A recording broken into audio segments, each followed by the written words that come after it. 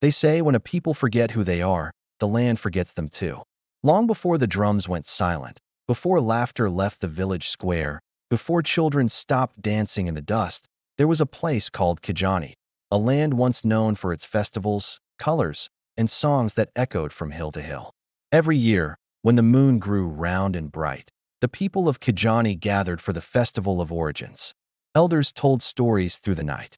Drummers spoke to the ancestors. Dancers painted their bodies with earth and fire. It was more than celebration, it was remembrance. But time is a quiet thief. One year, the festival did not happen.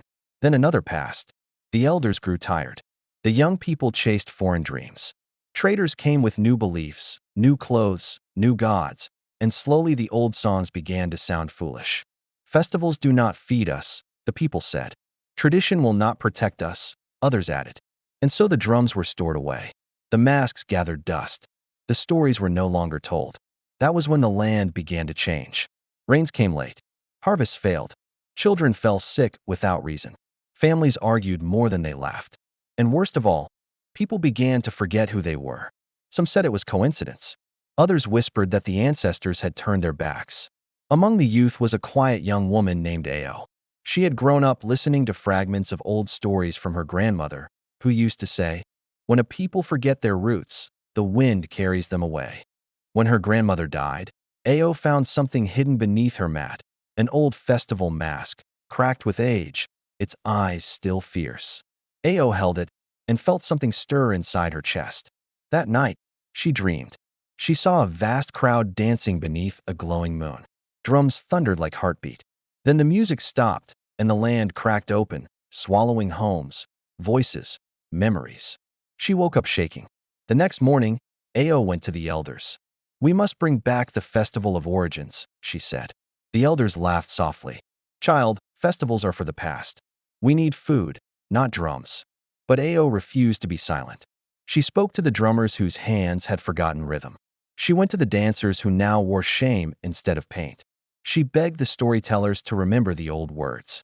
Most refused. Some mocked her. Others warned her that waking old traditions could bring chaos. But a few listened. Slowly, quietly, preparations began.